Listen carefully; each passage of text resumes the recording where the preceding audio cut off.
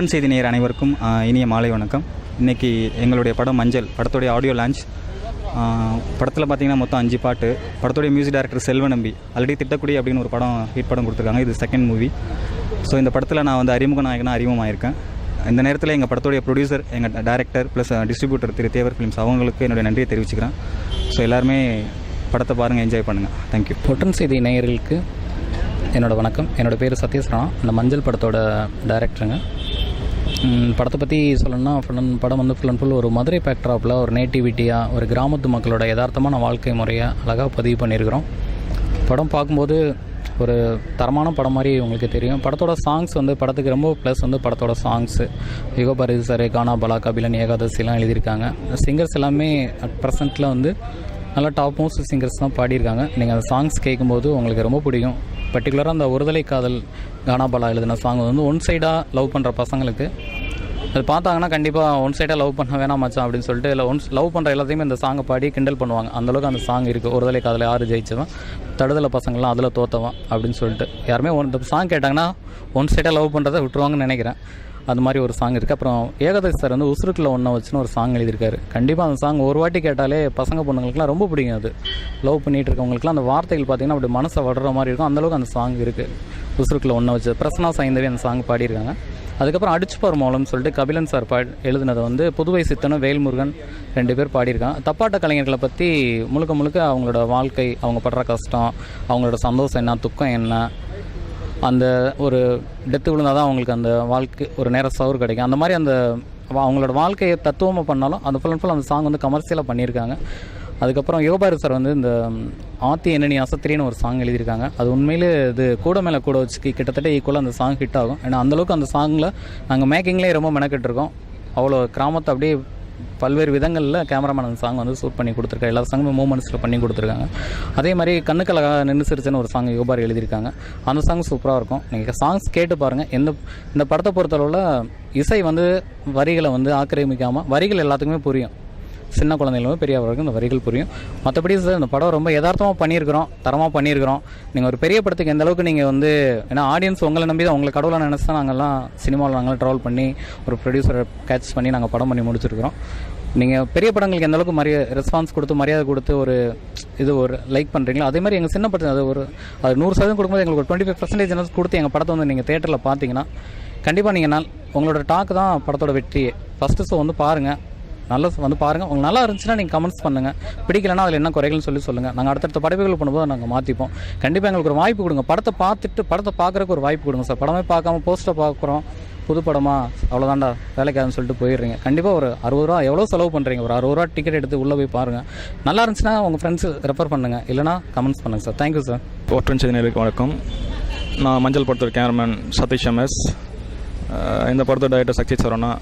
இந்த படம் முழுக்க வில்லேஜ் பேட்டெல்லாம் ஷூட் பண்ணியிருக்காங்க. இது படத்தோட சாங்ஸ் பார்த்திங்கன்னா 5 சாங்ஸ் வந்துருக்குது. சாங்ஸ் ஃபுல்லாக விஷுவல் பேஸ்டாக ஷூட் பண்ணியிருக்கோம். பஸ் சாங்ஸ் இருக்குது, அப்புறம் கானாபாலா சாங்ஸ் இருக்குது. பட் விஷுவலாக இருக்குது, நல்லாயிருக்கும். சப்போர்ட் பண்ணுங்கள். தேங்க்யூ. மஞ்சள் படத்தோட ஆடியோ ரிலீஸ் நல்லபடியாக நடந்துகிட்ருக்கு. இந்த படத்தோட இசையமைப்பாளர் செல்வநம்பி. எனக்கு திட்டக்குடி பிறகு இந்த படம் 2வது படம். எனக்கு 5 சாங்ஸ் நல்லபடியாக வந்திருக்கு. கபிலன் சார், கானாபாலா, ஏகாதசி, யுகபாரதி அப்படி சொல்லி நல்லபடியாக எல்லாம் எழுதி கொடுத்துருக்காங்க. பாடகர்களும் மதுபாலகிருஷ்ணன் சார், பிரசன்னா சைந்தவி, வந்தனா ஸ்ரீனிவாசன், ரஞ்சித்னு சொல்லி எல்லாருமே நல்லபடியாக பாடி கொடுத்துருக்காங்க.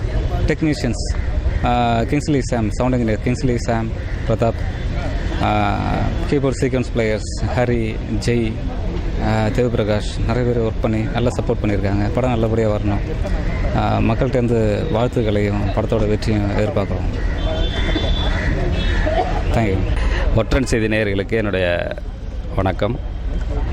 இது மஞ்சள் அப்படிங்கிற படம் ஒரு கிராமத்து சூழ்நிலையை தழுவிய ஒரு அருமையான படம். இயல்பான கதைக்களம்,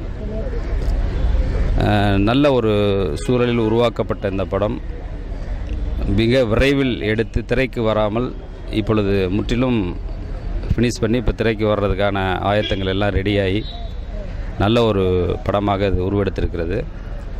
இதில் வந்து நான் ஒரு கேரக்டர் பண்ணியிருக்கேன். நிறைய இதில் பண்ண அத்தனை பேருமே ரொம்ப பேர் வாங்குவாங்க அந்த படத்தில். ஆனால் செலக்டிவாக பண்ணியிருக்காங்க. ஹீரோ ஹீரோயின் மட்டும்தான் கொஞ்சம் புதுசாக போட்டிருக்காங்க. அவங்களும் நல்லா பண்ணியிருக்காங்க.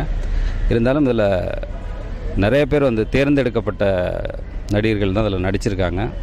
ஒவ்வொருத்தருமே அவங்களுடைய கடமைகளை உணர்வோடு செஞ்சுருக்காங்க, மண் வாசனையோடு செஞ்சுருக்காங்க. இதில் உள்ள பாடல்கள், எழுத்துகள் எல்லாமே வித்தியாசமாக இருக்கும், நல்ல பாடல்கள். அதே மாதிரி சண்டை பயிற்சி இயல்பாக இருக்கும். நடனங்களும் பார்த்திங்கனாக்கா இதில் ஒரு பாட்டுக்கு நடனம் ஆடியிருக்கேன் நான். அந்த பாட்டு நல்லாயிருக்கும். அடிச்சு பாரு மூலம்னு சொல்லிட்டு ஒரு பாட்டு. நான் அது வரைக்கும் ஆடினதே கிடையாது. இது புதுமையாக ஒரு கிராமங்களில் ஆடின பாட்டு. நான் அது வரைக்கும் பண்ண படங்களை விட இது ஒரு வித்தியாசமான, எனக்கு ஒரு லைஃப்னு சொல்லலாம், அப்படி ஒரு படம் இது. ஆகவே நீங்கள் திரையில், வெள்ளித்திரையில் பார்த்து மகிழுங்கள். நன்றி, வணக்கம். ஒற்றன் செய்தி நேயர்களுக்கு வணக்கம். நான் ஜானகி பேசுகிறேன். இப்போ மஞ்சள் படத்தோட ஆடியோ லான்ச்சில் இருக்கோம். நான் இந்த படத்தில் சண்முகராஜ் சாரோட சிஸ்டர் கேரக்டர் பண்ணியிருக்கேன். ஜஸ்ட் ஒரு 4 சீன் தான் வரும், பட் நல்லாயிருக்கும் கேரக்டரு. நான் இதுக்கு முன்னாடி நிறைய வில்லேஜ் மூவியில் பண்ணியிருக்கேன், பார்த்துருப்பீங்க. இன்றைக்கி இந்த படத்தோட ஆடியோ லான்ச்சு. இந்த படத்தோட டைரக்டர் வந்து சரவணன் சார், இந்த படத்தோட கேமராமேன் சதீஷ். படம் நல்லா வந்திருக்கு, எல்லோரும் பாருங்கள். தேங்க்யூ. ஒற்றன் செய்தி நேயர்களுக்கு என்னுடைய வணக்கம். என் நேம் சுரேஷ். நாங்கள் மஞ்சள் படம் என்ற மஞ்சள் ஒரு படத்தை எடுத்திருக்கோம். இந்த படத்தோட டைரக்டர் மிஸ்டர் சரவணன் இந்த ஸ்கிரிப்டை சொல்லும்போது நல்லா இருந்தது. இது என்னென்னா ஒரு குடியை கிடக்கும்வாங்க, அது சம்மந்தப்பட்ட ஒரு ஸ்கிரிப்டு.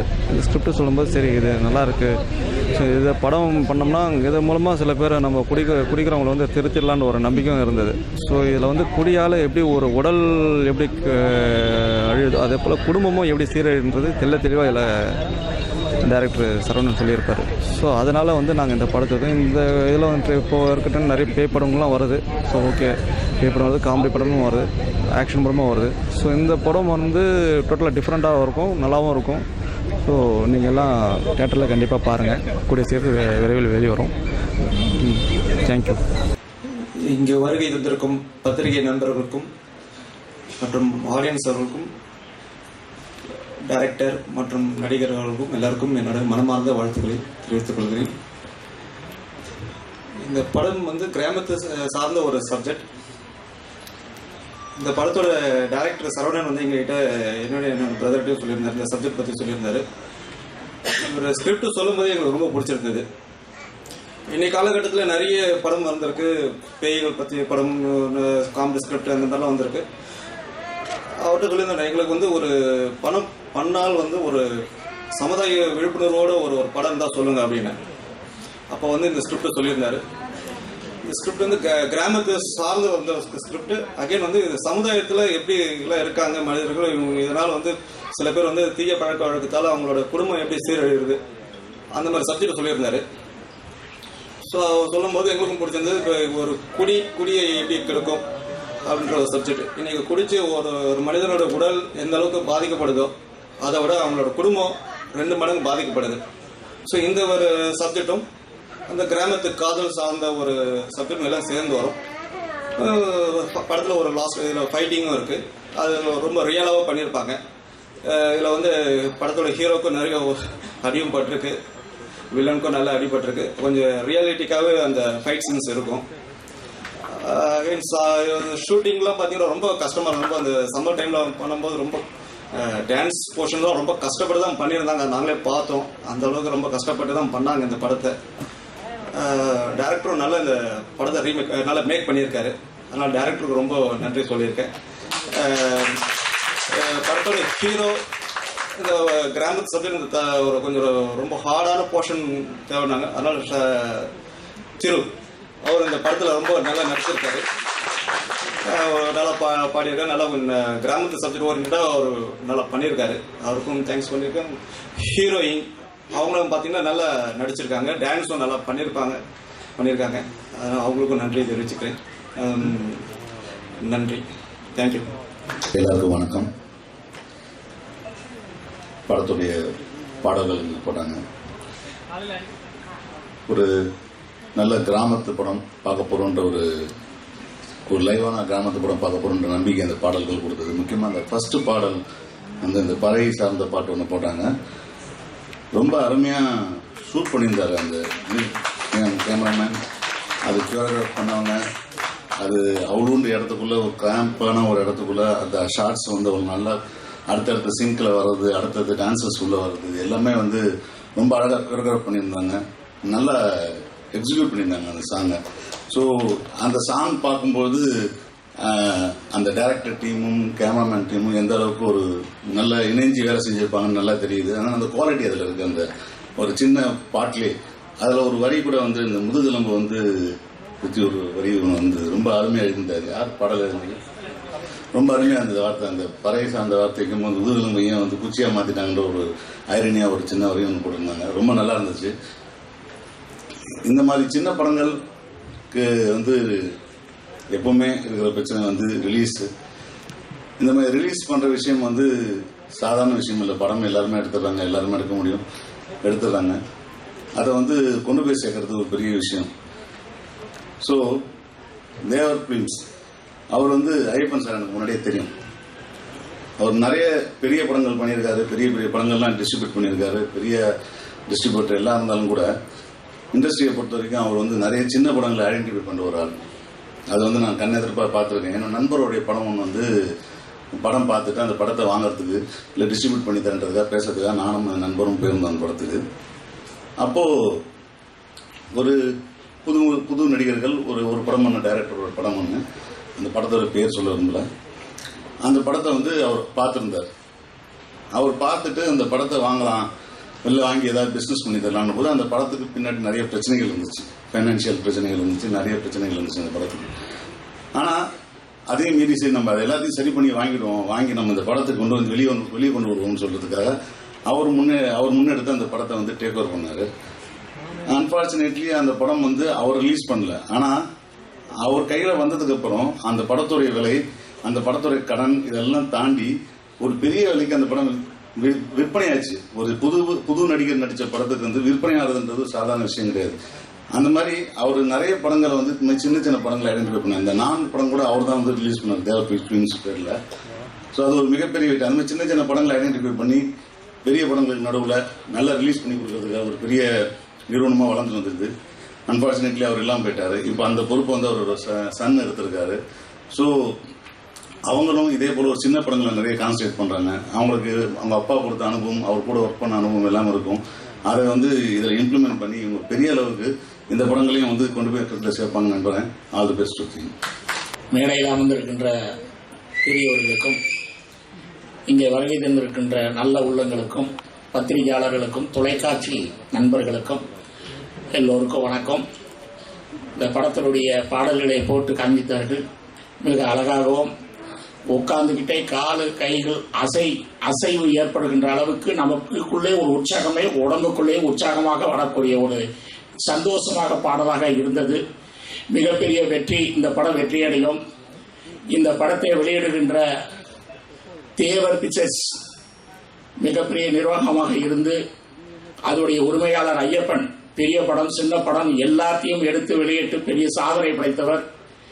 அவருடைய வழியிலே அவருடைய மகன் மணி பாரதி ஐயப்பனும் அவருடைய நண்பர்களும் சேர்ந்து சிறிய படங்களை வாங்கி சிறிய தயாரிப்பாளர்களுக்கு ஊக்கமும் ஆதரவும் அவர்களுக்கு ஒரு முன்னேற்ற பாதையும் அமைத்து மேலும் மேலும் புதிய தயாரிப்பாளர்கள் வர வேண்டும், அவர்களுடைய படங்களெல்லாம் வாங்கி வெளியிட வேண்டும் என்ற ஒரு முயற்சியிலே மணிபாரதி ஐயப்பனும் அவருடைய நண்பர்களும் சேர்ந்து இணைந்து இந்த தொழிலில் ஈடுபட்டிருக்கிறார்கள்.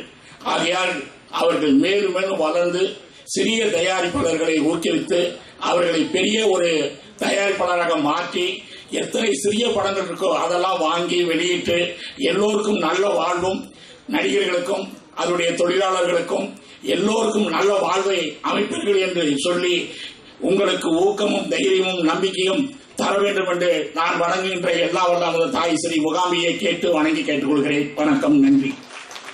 அனைவருக்கும் வணக்கம். மேடையில் அமர்ந்திருக்கும் திரையுலக பிரமுகர்களுக்கும் இங்கே வந்து இந்த விழாவை சிறப்பிக்கவிருக்கும் ரசிக பெருமகளுக்கும் என் வணக்கத்தை தெரிவித்துக் கொள்கிறேன். நான் ஒரு 5 வருஷமா ஐயப்பன் கூட பழகிருக்கேன். அவங்க குடும்பமும் எங்கள் குடும்பமும் ரொம்ப ஒன்று சேர்ந்த ஃபேமிலி. நாங்கள் ஒரு அமைப்பு வச்சுருக்கோம். ஒரு எங்களுடைய மன்னர் மாமன்னர் அப்படின்னு சொல்லக்கூடிய திப்பு சுல்தான் வந்து நாங்கள் வந்து அவரோட வழியை பின்பற்றிட்டு நடந்துட்டு இருக்கோம். எங்கள் மன்னனோட தந்தை ஹைதர் அலி அவரும் அவரை பின்பற்றி வந்த எங்கள் மன்னர் திப்பு சுல்தானும் போர்க்களத்திலேயே அவங்க வந்து அவங்களுடைய வாழ்க்கையை முடிச்சிட்டாங்க. அதே போல் என்னோட தந்தை ஸ்தானத்தில் இருந்த என்னுடைய ஐயப்பண்ணன் வந்து எப்படி திரையுலகத்துக்காக அவருடைய வாழ்க்கையை வந்து ஃபுல்லாக அர்ப்பணித்தார்.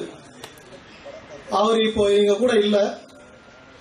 அதே வழியில் வந்து என்னுடைய உடன்பிறவா சகோதரன், என்னுடைய நண்பர், நான் வேற இல்லை அவர் வேற இல்லை அப்படின்னு இருக்கக்கூடிய என்னுடைய இன்னொரு முகமான திரு பாரதி ஐயப்பன் அவருடைய தந்தை வழியை பின்பற்றி இன்னைக்கு திரையுலகத்துக்கு அவருடைய விருப்பு வெறுப்பு எல்லாத்தையும் விட்டுட்டு அந்த திரையுலகத்துக்கே தன்னை அர்ப்பணித்து அவர் வந்து இந்த டிஸ்ட்ரிபியூஷன் துறையை வந்து தேர்ந்தெடுத்து இன்னைக்கு அவருடைய தந்தையோட தேவர் பிக்சர்ஸ் நிறுவனத்தை மறுபடியும் கண்டினியூ பண்ணியிருக்காரு. அது நினைக்கும் போது ரொம்ப சந்தோஷமா இருக்கு. அவருக்கு வந்து அவருடைய தந்தை படைச்சதிலே திரையுலகத்திலே மிகப்பெரிய சாதனை எந்திரன் படம். அந்த எந்திரன் படம் எவ்வளோ பெரிய சாதனை படைச்சதுன்னு உங்கள் எல்லாத்துக்குமே தெரியும், இந்த திரையுலகத்துக்கும் தெரியும். வரவிருக்கும் எந்திரன் பார்ட் 2 எங்கள் பாரதி ஐயப்பன் கண்டிப்பாக வெளியிடுவார். அது எவ்வளோ பெரிய சாதனை படைக்க போகுதுன்றது இந்த திரையுலகமும் இங்கே வந்து விழா சிறப்பித்திருக்கும் நம்ம அனைவரும் பார்க்க தான் போகிறோம். இதே மாதிரி பல சாதனைகளை இந்த டீம் வந்து பண்ணணும் அப்படின்ட்டு எல்லாம் வல்ல அல்லாவையும் இறைவனையும் போற்றி வேண்டிக் கொள்கிறேன். நன்றி, வணக்கம்.